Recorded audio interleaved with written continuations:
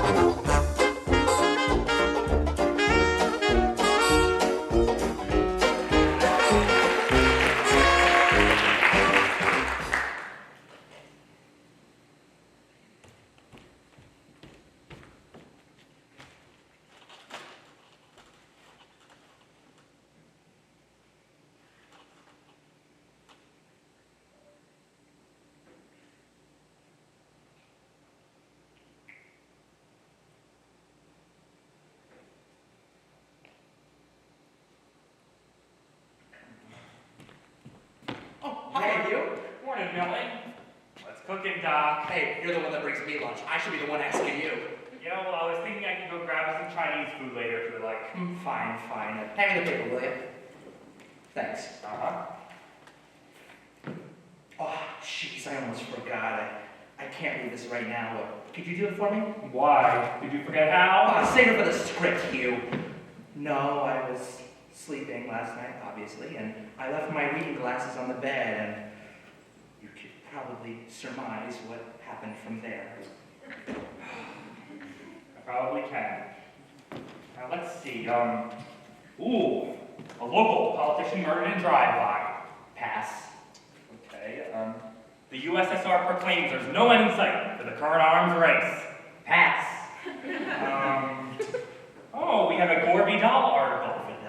It's called Nihilism and its relationship to the miserable youth. A double pass. Fine. Disgusting. Okay, fine. The Abbott and Costello show has just run 52 episodes. What? Let me see that. I know. I was reading it on my way over, and it's a damn shame. They always do this to funny men from Jersey. Yeah, that seems about right. Say, did you see the Sunday night movie yesterday? What was on? Oh, I did. It was a Marx Brothers picture. The one with all the songs.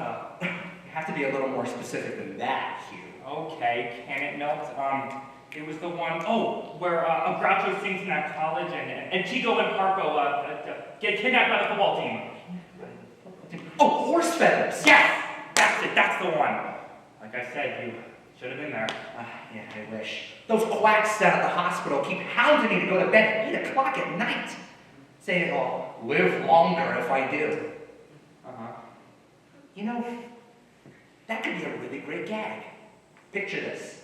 A man is in bed, constantly getting calls through the night from his own doctor, telling him to go to bed or he'll die or whatever, and he's getting it all through the night. Then, at some point, the man in the bed gets a heart attack from all the pressure. It's a huge commotion, and he dies right there. The phone is still open. And the doctor says, "Oh, goody. He's finally listening to me." It's a good one, isn't it? No, real clever, no. Yeah.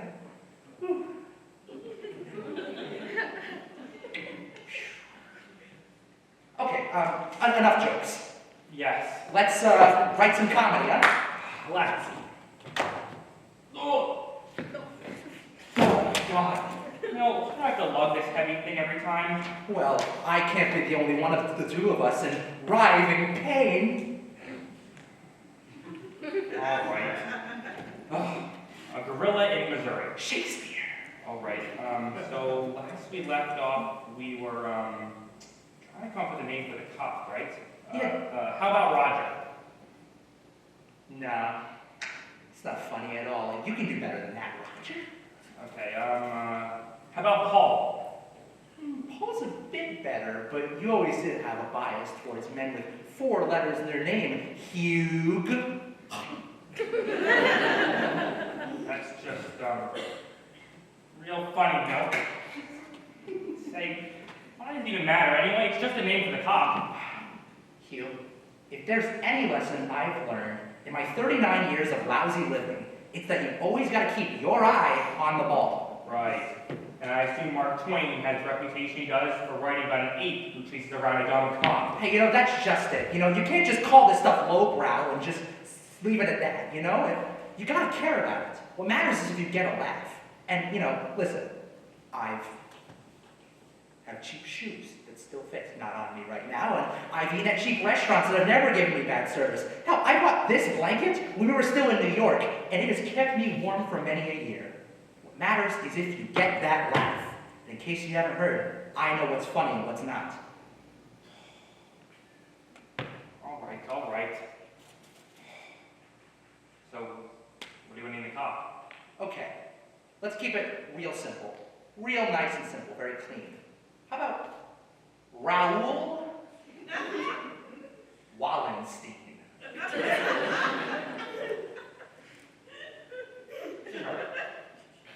All right, so the policeman enters... Raoul, R-A-O-U-L. Raoul enters the alleyway. Should he be saying something like, hello, hello? Yeah, that's good. But I don't think you should be saying that specifically. I think you should be saying something like, anybody home? Hey, that's good. Wait. What? Okay, so he enters the alleyway and he's walking through the flashlight, right? All right. And out of nowhere he sees this shadow. And he gets startled, he doesn't think it's much, but then he hears this noise. And he gets even more frightened. Then the camera pans to the shadow. A big, monstrous shadow. And there's your gorilla. Not quite. Hands to the shadow. He gets all frightened, he runs away. The camera pans again. A black alley cat. You're a genius. That's absolutely brilliant. Thanks, Milta. Do you want me to pass the time? Please do. He keeps running, he keeps going, he keeps scurrying, he doesn't even see the alley cat, but eventually, he also notices that it's just a little mangy alley cat, and he stops. You know what happens next? Then one Milt. He looks straight at the camera, and he gives a little speech about how brave he truly is. And it goes. Give me a second. Here, let me come. No, it's fine, I got it. Check this. Yeah, I knew that was a mangy little alley cat the whole time. I was only fooling. I know you folks don't think a guy like me from the city can make it out down here. But, I'm braver than that. And he keeps going on and on. It gets really nauseating. It starts to sound like you after a while, and it keeps going. Keep going. All right. Yep, Trouble is my middle name. Get up for a second. You get up. Stand right there. Yep, safe and secure, that's my promise. Now, if there were really a gorilla around here, I wouldn't be scared in the slightest. Why, I bet if there was a gorilla right here, I'd give him some of this, and some of this, and what else? His face goes completely blank. He stops. He walks forward. He checks behind him one more time. And you know what he sees? The gorilla. The man in the gorilla suit. And then he runs off even more, and the gorilla follows suit. Oh my god, this is genius, Milta. How do you even come up with this stuff? Hey, you come up with a lot of things when you're stuck in bed all day. You should try it sometime. I'll pass. Hugh, I have a feeling that this is going to be the best thing we've ever written since the Bob Hope gig. You really think so? I know so. I mean, think about it. This isn't chump change. We're working with the real deal. Think about it. The studio we're writing for has a boss whose brothers with the sister, whose father was the cousin of Samuel Goldwyn's mother-in-law. There's no chance that one of the MGM guys might see this. This is colossal. I guess that's true, Milt. But what if Bert doesn't like it? Bert, let me tell you something about Bert, okay? He is one of the greatest stars of the 1930s, okay? And sure, he hasn't made a film in 10, 20 years, but this is his comeback movie. This is a big thing. Any other complaints? I mean, what if the director's bad? I mean, what if it doesn't turn out right? What if we don't get money back for it? Hugh, you don't get it. This is ours to take. This is going to be a big thing, Hugh. We're going to be writing for a long time. You got to believe that. I guess so. Now, listen, I'm going to go grab us some Chinese food. Perfect. The usual? The usual. Stay safe, Mel. You too. Thanks, I will. No, I was talking about the Chinese food. Keep it safe. That joke needs a little bit of work. Yeah, probably. Now, let me see. Chinese food. Keep it. No, you keep it safe. No.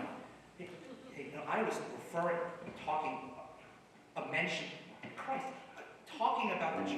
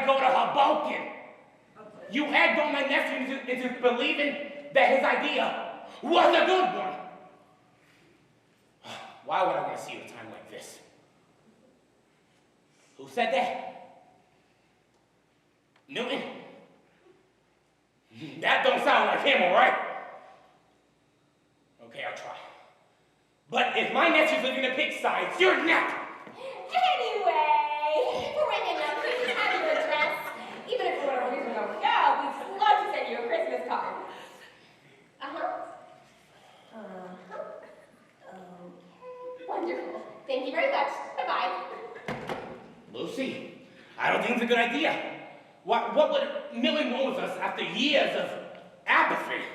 Maybe he misses us, Jared. He might need us. I'm just worried about that Drew kid. It's you. Whatever. Stupid name for a stupid kid. And what if Milton's so bad that I can't recognize him? Now that's just ridiculous, Jared. And besides, we said he was okay. We have to be there for him. What if this is the last time we get to see the boy? How would you feel if you left him for whatever's left of his life? Use you as a cellar. All right, I'll go. Not made out of stone. I care for the kid.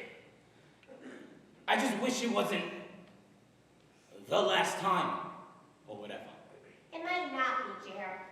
Now, you will get the course right. I have an idea.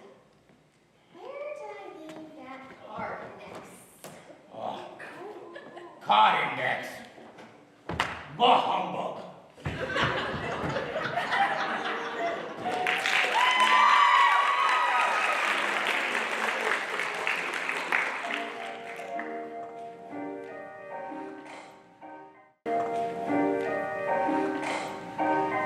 All I'm saying is that I can't run a baseball team without a pitcher.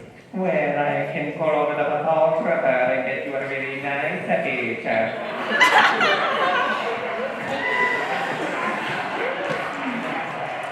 Nope, I'm sorry, Emily. I was running a few errands. Jeez, you know, you were out for so long, I thought the last time I was going to see you was on the back of some milk carton. What were you watching? Caesar, what else? He had this really great bit about the mob that ended with him just floundering around the set. You really should have seen it. Poor bastard. Poor bastard. His backyard jet's probably worth more than the both of us combined. I mean, he wishes he can come up with a bit like that. He has 7 or 8 of the greatest writers in the whole world working for him. And don't get me wrong, Sid's ridiculously funny.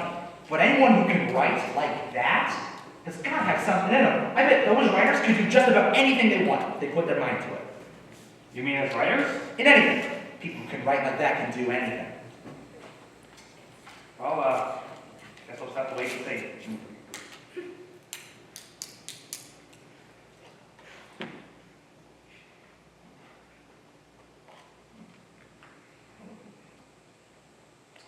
Hey, no, there's something I gotta tell you. Sure, go ahead. What's up?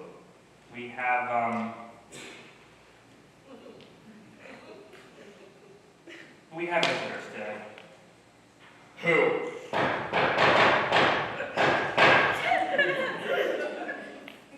Who do you think? And that's my cue. Exit stage left! Calm down, Milt.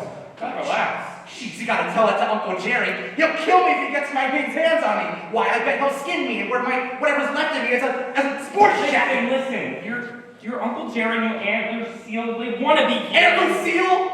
My lord, it's Dr. Jekyll and Mrs. Hyde! Why? You told him to come here, didn't you? Yes! I did, I'm sorry. But I mean, what are you doing? Maybe I can escape through the fire exit if I go through the window. Give me a hand here, will ya? You've gone crazy. Hey, get your hands up here! Sit, you know that? I'm dead. Christ. Yeah, I'll kill you, but I'll kill you! Shut up! I'll even hand you the knife if you want, but let's just get this over with. Hello, Lucille.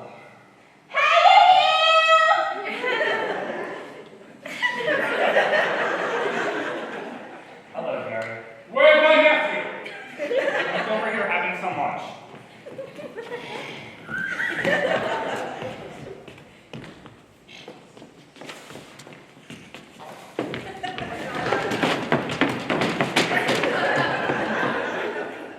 How are you, my nephew? I'm okay, Lucille, I'm fine. Your uncle and I were worried sick of you. Well, how do you think I feel? I actually am sick. Please don't joke about that, Milton. You know how much your uncle and I love this. Lucy, leave the kid alone! God! Hey, nephew. Your aunt has something to tell you. Oh, that's right. I almost forgot. Your Uncle Jerry and I had an idea.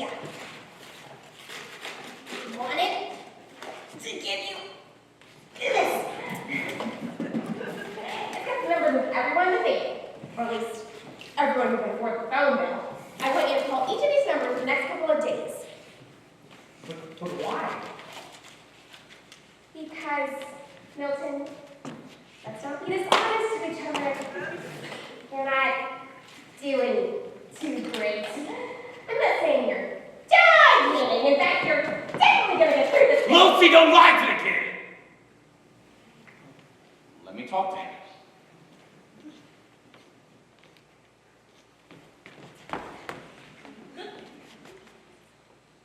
Wait, do you know that's for when you call your folks for your pass?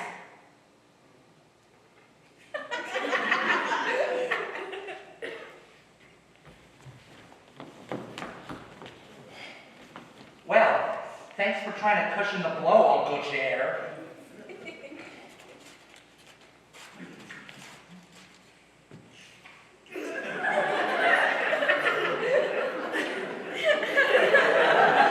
What's the matter with you? I'm just trying to help you, sir. If you wanted to help me, sir, you would give my nephew his godforsaken back! Milton's trying to read. Say, Aunt Lucille, you and Uncle Jerry are on this. Well, you haven't told either of us since we moved out of Atlantic City. Why not start now? Let's see. Cousin Charlie, Grandma Bertha. Whoa. Granddad Herman's alive? Neat. Cousin Ethel. Who's Eddie Beckett? That's Ethel's husband. They got married last year and didn't go to the wedding because of Jerry! I told her I want to go to a wedding and shake the hands of a man who goes door to door selling dish soap! My lord, there must be 70-ish names in here. 78. Exactly. You can't expect me to sit here while I'm lying around calling every solitary name in it. Can you? Oh, come on! Would it kill you to do what I asked for once? Lucy! Well, since you brought the matter up, I must inform you that I, in fact, am... Lucy, don't worry. We'll get it done as soon as we're able to.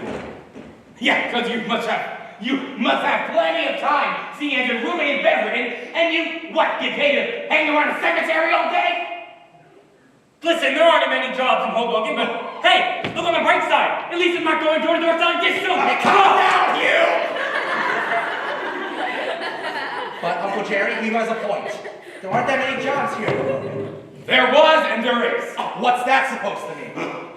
What? Well, there were a lot of places that got a good job down in Atlantic City. Still are, actually. If you boys wanted, you could have come down to work at Jerry's law firm. You don't have to work at the morgue if you don't want to. I know, but we like Hoboken, and We have a job. We write.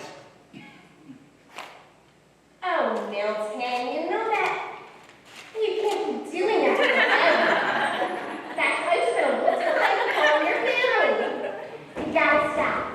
It's not going to happen. And why not? If I remember correctly, you were in vaudeville for 30 years. I never wanted that life for you, Milton. You've seen it firsthand how unforgiving this business can be. It'll eat away until there's nothing left. Now, your mother told me to keep you safe, and this business is of mine. Hey, I didn't know my mother, all right? Don't name drop her as if I feel any differently about it. Listen to me, Ben. I loved to dance when I was young.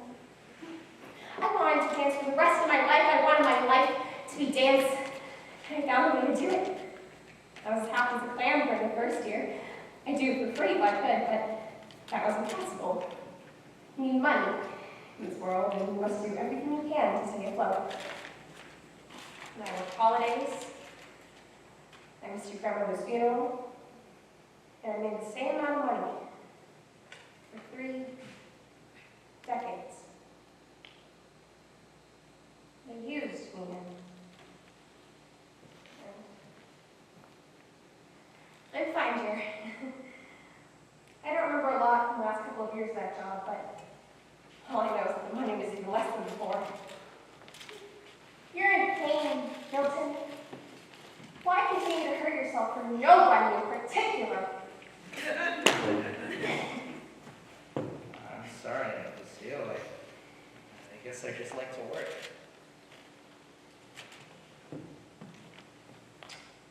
can I get you a drink, Lucille? No, I'm okay. Honey? I don't want anything. It's such a stupid idea, Lucy. The kid obviously doesn't want to talk to his relatives at a time like this. God, I'm so stupid. I should have told him to cut the crap and graduate. But look where we are now. There's nothing you could have done, okay? I was getting out of there no matter what. And that's what I'm afraid of. There's not much that we could do there.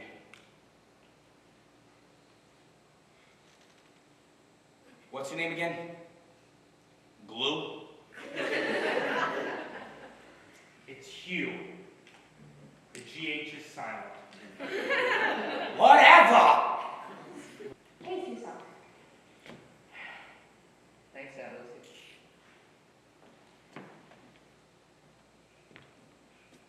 You? Take care of my nephew. And don't make a jackass out of me. Will do. I mean, I'll take good care of him. Good.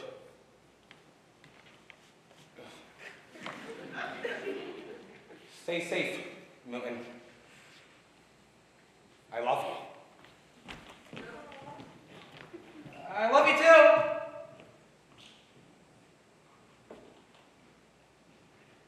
Oh my God, I'm so sorry, Milton. I should have told you before. No, stop. I should be the one apologizing. Why? That I roped you into all this. What do you mean? It's my fault. I mean, it's your family's business, and besides, it's hard and down. No, I mean, I'm sorry I dragged you here. I mean, look, you're in your 30s. You should be on doing something else. I know you are, right? You would have probably become an essayist or a novelist or something else. Why do you choose to be here with me? Because I like writing with you. Oh, cut the crap. I know you, okay? You're in your late 30s, and you wish you probably had a wife and kids or a family by this point, and I don't know why you bother with it. Why do I bother with it at all? Can I ask you a question, Milt? Shoot. What did you see in those films when we were younger? What do you mean? Those Buster Keaton and W.C. Fields films, like, what did you see in them? I guess they just reminded me of people I knew. You know, the way Uncle Jerry would walk around, try to make me laugh. It kind of looked like Charlie Chaplin, and he was as poor as the characters Chaplin used to play too. And, you know, not just him, but everyone else who were back in Atlantic City, you know, walking the boardwalk, watching those odd-looking people have those odd conversations, and they were the real heroes. Those people who looked strange on the screen, they were the heroes to me. You could find humor in a garbage dump. They struggled like we did in the 30s.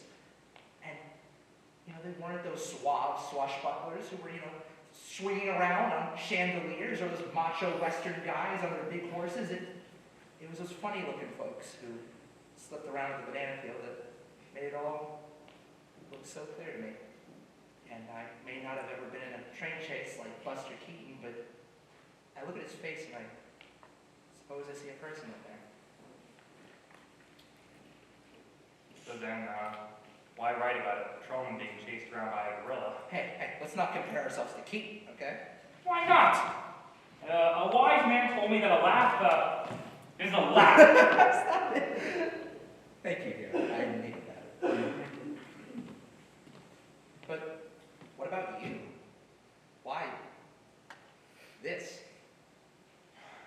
Well, I like to laugh. Well put. I'm being serious. I like to write, and I don't care if my work ended up like William Shakespeare, The Three Stooges. But I'm really happy to be writing, and especially be doing it with you. Thanks. But I got no worse reason to disagree with that. Boy, did we have fun. And boy, did we struggle. Yeah, no one struggles like us, huh? Oh, yeah. Oh, my God. Do you remember the opening of Moose Tracks? Yeah. Oh, my God. Those jokes before the overture went about as well as the maiden voyage of the Titanic. Yeah. You know, if I remember correctly, I've never seen so many people have to rush to use the bathroom at the same time before. I know. It was crazy because they took their hats and coats with them as well. Yeah. You know, I don't remember you being that, you know, distraught over the whole thing. You were more sad when we were passed over to write The Man with the White Suit. Ugh. If I remember correctly, you had tears in your eyes when we were watching the Oscars that year. Yeah. I don't remember that guy's name or anything that cornball did afterwards. Yeah, me neither. Not at all. But, do you know what I remember about the day after? What? That we were watching I Love Lucy, and when Lucy took the large bread out of the oven, you laughed so hard milk came out of your nose. Yeah, I bet you had a ball cleaning that one up, huh? Yeah. Say, do you remember when we were kids, still living in Atlantic City? We were in that one theater watching that one Buster Keaton movie. I think it was Sherlock Jr. And we were laughing so hard that the usher actually chased us out the theater. No. You're remembering that wrong. You overheard some guy calling Buster unfunny, and you kicked him in the shins. Hey, I was 5, okay? Besides, schmuck had a come. If I remember correctly, we dressed as Laurel and Hardy for Halloween that year. Yeah, I think I still have my bowler hat from that costume. Good times. Wait a minute. You mean my father's bowler hat that you refused to give back? Oh, shut up, you! I'm trying to have a moment here.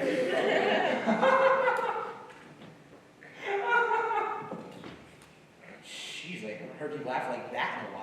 I haven't had much reason to. Oh, come on. You were the best at making every situation a joke when we were kids. Do you remember homecoming our sophomore year? Oh, how can I forget it? It was the pits. I almost drowned myself in the punch bowl. But then, in that bleak moment of depression, who magically decided to pants Richard Gelbart, the homecoming king? That's the one. And do you remember what you said right after doing it?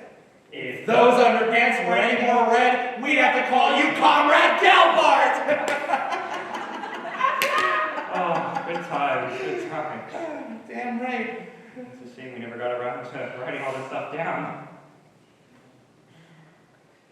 You know, not necessarily. What do you mean? Okay, Hugh, look, I've been thinking about this for a very long time, and I was wondering. Spit it out. Well, Hugh, to be frank with each other, I know that one of the primary reasons you're doing all this with me is because you're not sure how much time I've got left. Hey, don't get all down. I want you to write this stuff with me. I'm not offended. I'd rather you be here than anywhere else. But it's true. I'm not sure how much time I've got left, so I was wondering, Say it. what if you and I were to write each other's eulogies?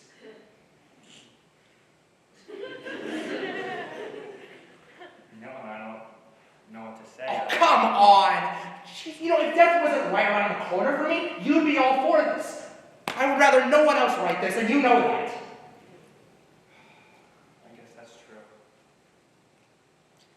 I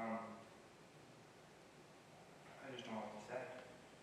Okay, look, let me put this in simple terms so maybe you can understand. Let's say you would walk out of his apartment right now, right on your way to the job, and right when you enter the street, BAM! You get hit by a cement truck. Why cement? It doesn't matter. Point is, if you were to suddenly die before I do, who would you want writing your eulogy? Probably you. Exactly. We have no idea how life's going to turn out for either of us, so it's best to always be prepared. How long have you had this idea for? Since before I even got this damn disease. All right, you have yourself a deal. All right, great. Let's get to it. Okay. Right now, go. Get the thing up. Okay.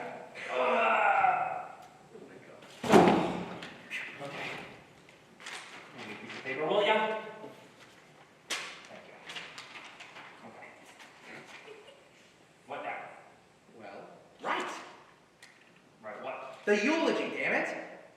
I wanted you to write it, so you're going to conceive it. Go. Okay. Milton was one of the brightest souls I have ever known. Fair point. He has so much talent in his heart, and I've known that because I spent most of my life with him.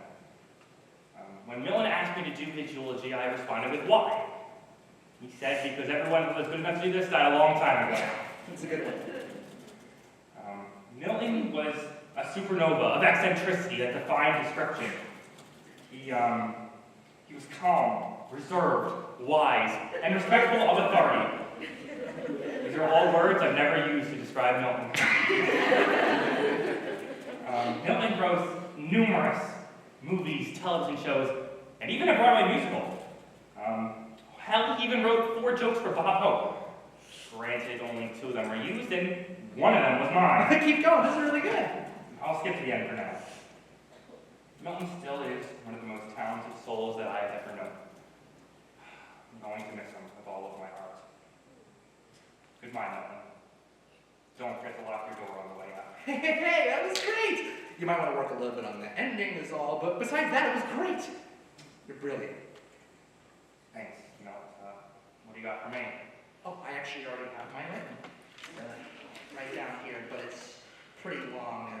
Do you want to have a tweet start? Go for it.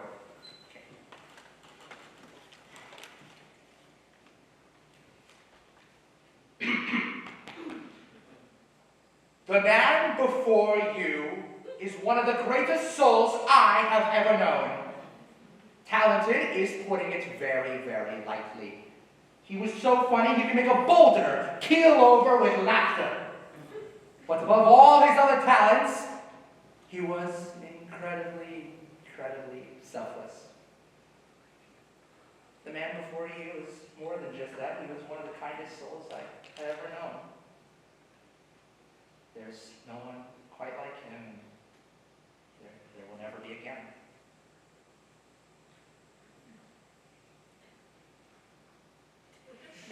But enough about me.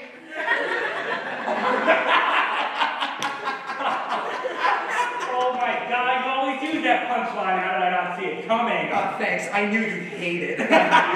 Please keep it in. Oh shoot, look at the time. It's almost dark outside. I better get going for work.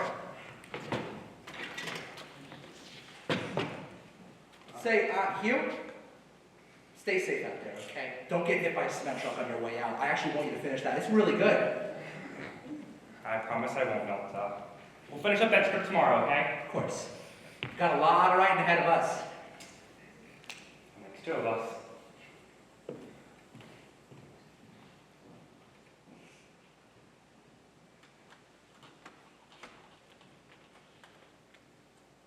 Ladies and gentlemen, your show-up show starring Sid Caesar. Poor bastard indeed.